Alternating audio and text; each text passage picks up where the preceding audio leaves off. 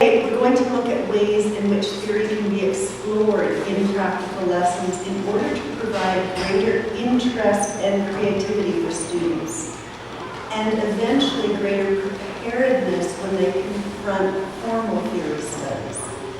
I think that one of our key responsibilities as teachers is to inspire our students to explore and to become creative musicians. I believe that developing a strong set of musicianship skills can help a student's creativity to flourish, and that it is essential for that student to become a more independent and self-directed learner. When we provide our students with the tools they need to follow their own musical pathways, we do a better job of retaining their interest over the course of their studies so that they're more fully engaged in the present tense learning process. But we also ensure that they will have a lifelong participation and love for music. This morning, we're going to look at some of the ways to create, stream, and build musicianship activities and exercises into the practical lesson. The second focus of this presentation is the students' encounter and transition into formal theory studies, specifically harmony. As practical teachers, I think we sometimes focus on performance and technical growth at the expense of other important music-making activities. When we involve our students creatively in every step of their journey, we can reunite some of the lost or neglected strands, such as improvisation and composition, with things that these days feel a little more mainstream, performance and technical development. I've been very struck lately by some of the things I've read by Ken Robinson. You may know him. He's a very well-known British author, speaker, and international advisor on arts education. He has much to say on the current state of education. In numerous books and articles, or if you want the abridged version, look up his TED Talks online. He argues that modern education systems are actually educating young people out of their creativity. We tend to educate kids from the neck up and treat the body as though it's some sort of mode of transport or conveyance or carrying the brain around. We value correctness over exploration, and we've set up a culture in which making mistakes is discouraged. As piano teachers, I sometimes wonder if we're educating our students from the wrists down. Now, an essential part of learning to play an instrument is technical mastery and development, acquiring and developing proficiency. But when we value this above other important components of a well-rounded musical education, we may be denying a student's musical education of some of its richness. Now, I think this places me on fairly shaky ground because a good part of my career at present is involved in theory education and theory assessment. What is your image of theory? Does it look anything like this? Probably not. For many people, theory is the math of music. It's the prose amidst the poetry. Theory has an image problem. Sometimes I think we feel it looks or feels like this. And I know our students, when their number comes up and I say, well, I think it's time for rudiments, or let's study harmony this year, I think they feel like the fellow on this hillside. I've made it a mission in my career to practice what I call stealth theory. I love that term. I didn't make it up. I'm not sure who did. It might be my predecessor in my current job, Joe Ringhofer. I know I've heard him talk about stealth theory many times. This can go by other names as well, such as incorporating theory into the practical lesson, or applied keyboard theory, or just keyboard harmony. Let's just think of this as developing a well-rounded musician. One of my main pedagogical interests is the lack of readiness, or actually one of my main concerns, and something I've spent a lot of time thinking about, is the lack of readiness for formal theory studies that many of our students exhibit, even after years of practical lessons.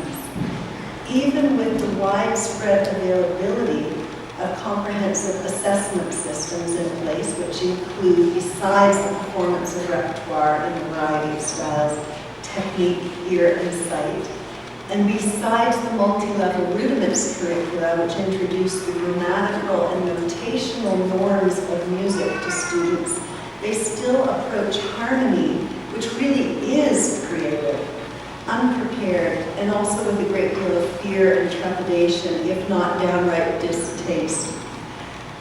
We say that ideally, theory is all about attaching labels to elements that students have already encountered and heard in their practical studies. And I think that might be the problem. It's the word encounter. It implies a sort of casual passing of ships in the night sort of relationship. Encountering an element isn't the same as owning it. It's not the same as getting your hands all over it, rolling up your sleeves and getting dirty, stumbling over it, grappling with it, seeing how it works and what it can do. Ideally, theory should be all about attaching labels to elements which students have had their hands all over for years. So, this next slide summarizes my pedagogical goals as a teacher. I'm striving to develop, to the best of my ability, complete musicianship in my students. That means the cultivation of a set of skills that goes beyond performance and provides a young musician, a developing musician, with everything needed to cope in any situation.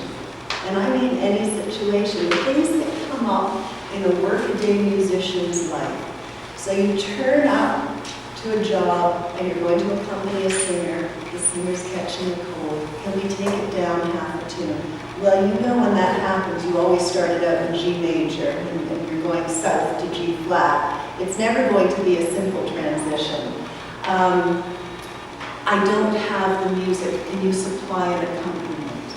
Can you, all those things you're asked to do as musicians that don't involve reading notes off the page. Independent musicianship. This refers to the ability to identify and solve problems and apply strategies to new situations and find inspiration and answers from multiple resources, ultimately outgrowing the teacher. One of our central jobs, I think, is to put ourselves out of business, not generally, but just with each particular student.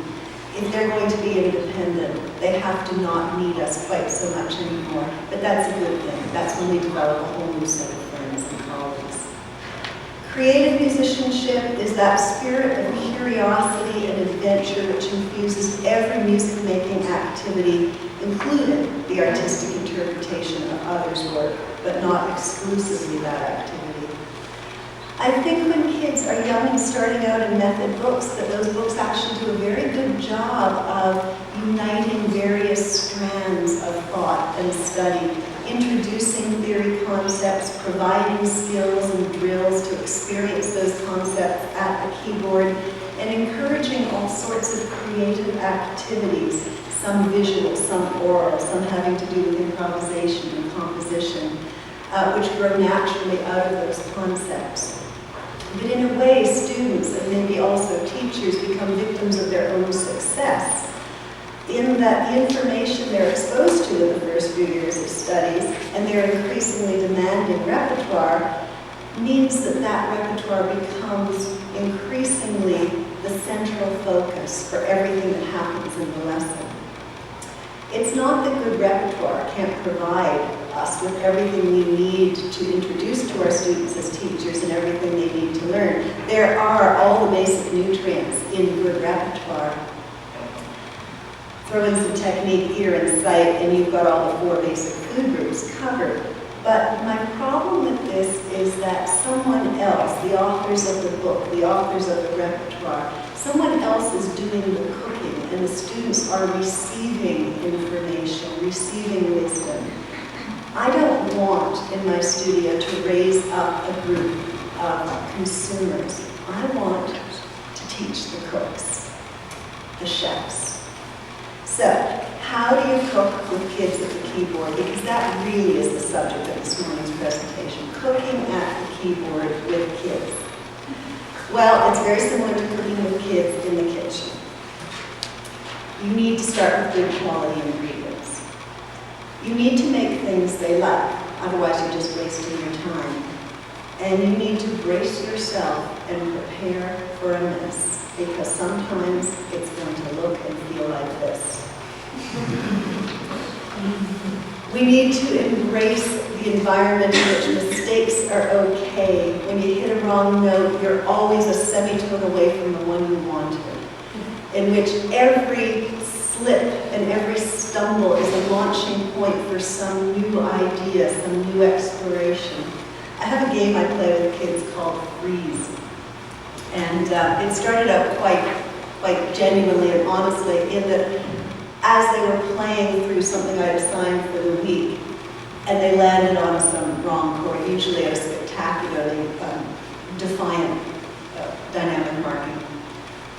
If I liked the sound, and often I did, I would say, freeze. I'd say, what are you playing? It's certainly not what's on the page, but I really, really like it. And I would see, the chord that was supposed to be a D major chord in the first inversion was actually some really mild aggregate of sounds or a cluster or some cool chord. Basically, these are the cool chords in the cool moment. I said, let me jot that down. I really like that. So we have to be open to all these opportunities leading us somewhere.